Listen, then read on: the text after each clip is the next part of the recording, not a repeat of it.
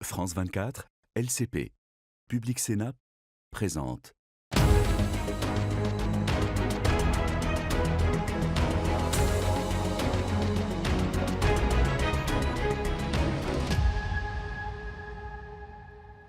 Merci de nous rejoindre à Strasbourg, au Parlement européen, pour parler d'un virus qui a inquiété la planète entière, mais sans provoquer de réelle épidémie. Il s'agit de l'hantavirus. Cela avait commencé comme un mauvais film, un virus peu connu, véhiculé par des rongeurs, qui s'est propagé sur un navire de croisière au départ de l'Argentine. Les îles Canaries en Espagne ont hésité avant de laisser accoster les malades. Au final, cet hantavirus a réveillé les mauvais souvenirs de la crise du Covid-19 et du coup, les Européens ont redoublé de vigilance. D'ailleurs, l'Europe a-t-elle bien tiré toutes les leçons de la crise Covid? Faut-il encore renforcer la coordination entre les États membres et surtout aller vers une Europe de la santé où Bruxelles aurait davantage de compétences sanitaires? On parlera aussi du virus Ebola qui décime la République démocratique du Congo à cause d'un variant très létal pour lequel il n'existe d'ailleurs aucun vaccin. Que peuvent faire les Européens pour venir au secours de l'Afrique face à ce fléau et à d'autres, bien sûr? Alors pour en parler, 3 eurodéputés sur ce plateau. Laurence Trochu, bonjour. Bonjour. Vous êtes eurodéputée française, membre du groupe des conservateurs et réformistes européens ici au Parlement européen. Alors pour situer, c'est un groupe à la droite de l'hémicycle qui accueille notamment les dirigeants, les élus de la dirigeante italienne Giorgia Meloni. On accueille également Grégory Allione, bonjour. Bonjour. Eurodéputé français également, membre du groupe centriste Renew. Et je précise que pendant la crise du Covid, vous présidiez la Fédération française des sapeurs-pompiers.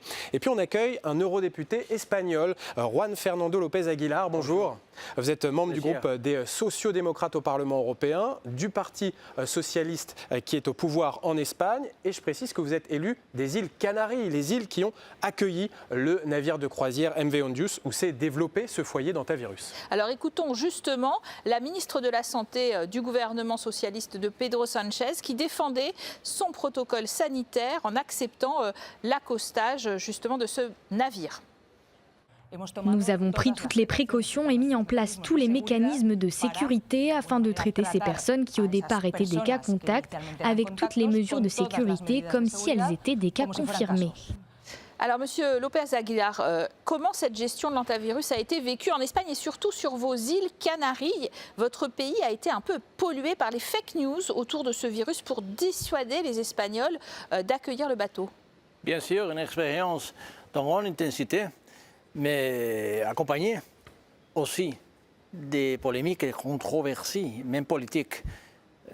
Ça, c'est clair que je soutiens le courage démontré par le gouvernement espagnol de prendre l'initiative, d'entendre l'appel de l'Organisation mondiale de la santé et bien sûr de prêter solidarité active avec un mécanisme exemplaire de protection sanitaire individualisé, de débarquement en conditions de certainté, à conditions de sécurité et bien sûr aussi humanitaire. On ne peut pas abandonner pas seulement les Espagnols, mais tous les êtres humains qui étaient enfermés dans l'Ondius pour trop longtemps de temps. Mais cela étant dit, il y a aussi l'aspect politique, la peur, les fake news qui ont été propagées par les gouvernements conservateurs des Canaries, avec la confrontation avec les gouvernements progressistes de l'Espagne que dirige Pedro Sánchez, mais avec aussi des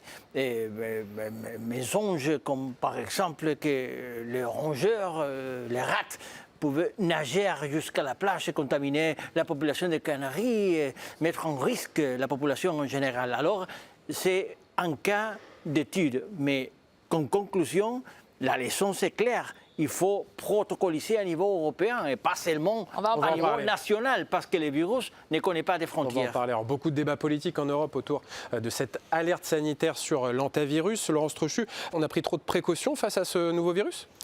Ça veut dire surtout qu'on n'a pas posé les bonnes questions, puisque le débat porte justement sur les leçons qu'on tire ou pas des précédentes crises, notamment évidemment le coronavirus. Il y a quand même quelque chose qui définit un pays qui s'appelle une frontière. Et une frontière, ce n'est pas simplement ce qui enferme, c'est aussi ce qui protège. Et cette question-là n'a pas été reposée dans le débat public, comme si elle était un tabou dans une Europe qui au nom de la libre circulation, finalement, n'oserait pas remettre en question ce qui n'est qu'un outil, ce qui n'est qu'un moyen, qui à un moment donné peut ne plus être adapté, précisément quand on est en période de crise. Et le commissaire... Fermer les frontières, ça sert à quelque chose dans le cas d'un virus ? Ça arrête vraiment le virus de fermer les frontières ? C'est un des outils. Je ne dis pas que c'est le seul et que c'est la seule réponse, mais la question n'a même pas été posée. Et quand on a le commissaire Séjourné la semaine dernière qui nous dit que la situation de crise est maintenant structurelle, c'est-à-dire que les crises deviennent la norme, eh bien, je pense qu'il faut qu'on ait le courage de poser sur la table toutes les questions avec l'approche scientifique, l'approche sanitaire et l'approche proprement politique. Alors on parle aux sapeurs-pompiers. Le mécanisme de protection civile de l'Union européenne a été activé dans le cas de cet hantavirus par l'Espagne le 6 mai. Il a permis de financer et de coordonner 6 vols de rapatriement vers la France. On parle de frontières, les Pays-Bas, la Grèce et l'Irlande. Un avion d'évacuation médicale de la flotte de l'Union européenne a été prépositionné à Tenerife. La solidarité européenne, pour vous, elle a fonctionné, elle était nécessaire, au contraire ? Non seulement elle a fonctionné, mais en plus on a tiré, je dirais, bénéfice ou expérience malheureuse de ce qui s'est passé en 2019, 2020, 2021 notamment, avec le coronavirus. On a eu un centre de prévention et de contrôle des maladies qui a été activé dès le 2 mai. Pour envoyer justement des experts pour évaluer la situation, pour permettre justement de jauger là où on en était, confronter médicalement, scientifiquement nos orientations avec l'OMS. À partir de là, ce diagnostic a été très intéressant parce qu'il a permis d'établir des protocoles pour l'accueil sur notre territoire européen de ces malades ou de ces supposés malades, et derrière de mettre en place tout un mécanisme de protection civile que vous venez de citer, mais en respectant des protocoles. Là où on a aussi tiré bénéfice de tout ce qui s'est passé par rapport au coronavirus, puisque c'était la question et l'introduction de votre émission, c'est que dorénavant, il y a une vraie direction générale de la santé qui a possibilité d'accompagner, d'aider les États membres lorsqu'ils sont en difficulté. On a créé des stocks sensibles de masques, de respirateurs, on a tout ce qu'il faut au travers du territoire européen, sans pour autant prendre le pas sous la souveraineté des États. Pourquoi je vous dis cela ? Parce qu'aujourd'hui, je dirais le protocole d'accueil et de mise en quarantaine en France, il est de 42 jours, il ne correspond pas du tout à ce qui a été fait par ailleurs, mais en tous les cas, ce sont nos scientifiques qui ont orienté et demandé au Premier ministre de mettre en place ces mesures. On va en parler justement. Une alerte sanitaire de l'hantavirus et puis 27 protocoles sanitaires dans chaque État membre. Et Emmanuel Macron a appelé à un peu plus de coordination. Et maintenant, il est important qu'il y ait une vraie coordination européenne, c'est-à-dire que les protocoles, je pense, aillent vers les standards les plus exigeants qui ont été définis à très court terme et que l'Organisation mondiale de la santé puisse coordonner tout cela comme il se doit dans les prochaines étapes. Alors Juan Fernando López Aguilar, la France avait un protocole très strict d'isolement des cas contacts, ce qui n'était pas le cas dans d'autres pays où c'était plus souple, notamment en Espagne. Il faudrait quoi ? Il faudrait un protocole européen ? L'Espagne est particulièrement fière de la qualité de son système sanitaire. Cela étant dit, il faut, bien sûr, ne pas seulement tirer la leçon de la terrible expérience de Covid-19, mais aussi de renforcer la réponse européenne, la qualité de la réponse européenne, des protocoles européens unifiés. Et bien sûr, lutter contre la fragmentation de la réponse au présent, qui est absolument insoutenable et insupportable. Alors il faut aussi accompagner ces mécanismes de protection civile qui a été activé à l'occasion des Ondius fondés aux Canaries avec des investissements communs, des recherches biomédicales, des préventions microbiennes. Alors vous n'êtes peut-être pas d'accord avec cette analyse, Madame Trochu, parce que vous êtes souverainiste, je le rappelle, et puis vous n'êtes pas forcément pour cette Europe de la santé mise en commun. Ni d'ailleurs peut-être la vaccination obligatoire, vous allez nous le dire. Alain Fischer, en tout cas le président de l'Académie des sciences, a dit que Marion Maréchal, votre chef de file, et le Rassemblement national se sont opposés à peu près à toutes les décisions nécessaires au contrôle de la pandémie de Covid-19. Je pense que mon collègue a prononcé une expression qui est assez clé. Il a parlé de coopération unifiée. Moi, je parlerai protocole européen unifié. Exactement. Moi, je parlerai de coopération. Et je me base là-dessus, sur ce que les États membres ont récemment exprimé. C'était en janvier dernier, le rapport de M. Sokol du PPE, où le Conseil a vraiment insisté sur ce rôle de coopération qu'il peut y avoir à l'échelle européenne, sans que pour autant la souveraineté de chaque État membre soit mise en difficulté, précisément parce que on peut concevoir une coopération, on peut concevoir des financements communs, mais de là à gérer entièrement de manière uniforme une crise sur des territoires sur lesquels elle ne se décline pas exactement de la même manière, ce serait aller au-delà de ce que l'article 168 du TFUE nous autorise à faire, même si la commission santé est devenue une commission de plein exercice, elle reste dans l'esprit général des traités qui prévoient quand même une souveraineté garantie à chaque État membre. Et donc c'est ce que le Conseil a rappelé récemment. Ça va ensuite être discuté bien sûr en commission santé et au Parlement. Pour le Covid-19, on a appelé à l'aide ou pas la Commission. La Hongrie a décidé de ne pas avoir les mêmes vaccins que nous. Exactement. Elle a demandé pas de vaccin Pfizer et les seuls qui marchaient d'ailleurs. Elle a eu des vaccins russes. Donc, oui, mais vous ne pouvez pas aller contre la souveraineté des États membres. Enfin, je veux dire, vous contrevenez au traité si vous entrez dans cette logique-là.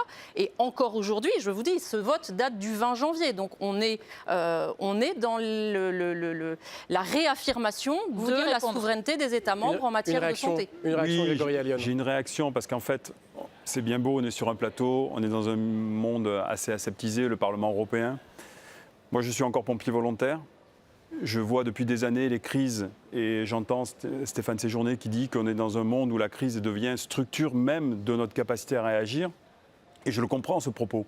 Parce qu'il y a 15 jours, on faisait des feux de forêt qui dépassaient 500 hectares dans les Pays-Bas. Il y a 15 jours au printemps. Donc je parle des feux de forêt, mais je pourrais vous parler de la crise de l'hantavirus, on peut parler de la crise du coronavirus. En ce moment, à cause du dérèglement climatique, on a des moustiques qui transportent la dengue au travers le territoire européen. On voit bien tous les impacts de ce changement qui bouleverse finalement nos pratiques opérationnelles. Et on a besoin d'une réaction européenne rapide. Si on ne réagit pas en solidarité, que ce soit sur la veille, tel qu'on a pu le faire par rapport à ce navire qui est arrivé avec des ressortissants européens et de pays tiers. Que ce soit sur la veille, que ce soit sur les forces de protection civile, sur l'acheminement ou le traitement des patients qui ont été acheminés dans différents hôpitaux, il y a une coordination là aussi qui a été produite. Si on ne raisonne pas avec le principe de solidarité, on ne pourra pas faire face aux crises actuelles. Est-ce que c'est le cas pour Ebola aussi, qui est en train de se répandre en RDC avec un variant très létal? Et on voit bien que les États-Unis, qui sont avec un ministre de la Santé anti-vax, qui ont quitté l'OMS, qui ont désinvesti dans la santé en Afrique, eh bien aujourd'hui, ils font soigner leurs ressortissants qui sont touchés par Ebola en Allemagne. Est-ce que nous aussi, on doit se préoccuper de ce qui se passe en Afrique? Parce qu'on le disait, les virus ne connaissent pas de frontières. D'abord, les États-Unis ont effondré l'investissement en santé et en recherche biomédicale. L'Europe doit faire le chemin contraire. Les leçons tirées de la crise de Covid-19 ne sont pas seulement sociales, ils sont aussi institutionnelle et même juridique. On a inventé une compétence, une politique européenne qui n'existait pas, la politique européenne de la santé et la programmation de la santé comme un bien commun européen. Alors, ça veut dire que l'Europe doit être aussi signifiée sur le plan de la recherche biomédicale contre l'Ebola, parce que dans l'époque de la globalisation, les virus, aucun virus connaît des frontières et toutes les pandémies peuvent devenir transfrontalières dans question de jours ou de semaines. Alors il faut être prévenu mieux que soigné. Laurence Trochu, que doivent faire les Européens face à ce virus Ebola? Est-ce qu'on doit redoubler de moyens de solidarité d'urgence pour les Africains, ou est-ce qu'on doit dire on ferme les frontières, on se protège et ce n'est pas notre affaire, un peu comme le dit l'administration Trump dans sa politique de santé? Je ne serais pas dans l'approche du ou. C'est-à-dire que précisément, oui, il y a un outil qui est la fermeture des frontières pour la protection des Européens. Ça peut être le premier outil déployé. Ensuite, il ne faut pas oublier que dans le cadre du coronavirus, on a un plan, on a le plan Next Generation UE qui nous coûte quand même quelque chose comme 800 milliards d'euros. C'est quoi? C'est un emprunt, c'est 2 000 € par Européen. Donc ça, c'est le vrai coût du coronavirus. Donc on a cet emprunt. Le plan de relance post-Covid. Exactement. On a cet emprunt sur le dos. Ça veut dire quoi? Ça veut dire qu'on va demander aux Européens de payer des impôts européens pour pouvoir assumer ce surcoût. Donc la question, elle se pose aussi par rapport aux capacités réelles de l'Europe. Et puis l'Europe, elle a aussi... Donc on n'a pas les moyens d'être solidaire avec l'Afrique, c'est ce que vous dites? Elle les a déjà, les moyens, mais elle a son plan justement d'aide au développement qui représente quand même 29 milliards sur la période 2021-2027, qui précisément est ciblé sur l'Afrique. Donc il faudrait voir dans le cadre de ce plan d'aide au développement ce qui est possible. Mais vous voyez bien que derrière chaque dépense supplémentaire envisagée, c'est de la dette qu'on met sur la tête de chaque Européen. Est-ce que l'Europe a la responsabilité de s'intéresser de près aux maladies en Afrique? Parce qu'en effet, elle peut les reprendre comme boomerang. Et de toute façon, les Américains sont en train de se retirer, ce qui fragilise beaucoup ce continent. Aujourd'hui, quelle que soit la crise dont vous parliez, notamment en biologie, et lorsque l'on a affaire à des virus tels que Ebola ou d'autres, j'ai cité la dengue, le moustique tigre, il n'est pas arrivé comme ça en France, il n'est pas endémique finalement à notre sol européen. Donc les choses arrivent naturellement sans que forcément les frontières soient fermées ou pas fermées.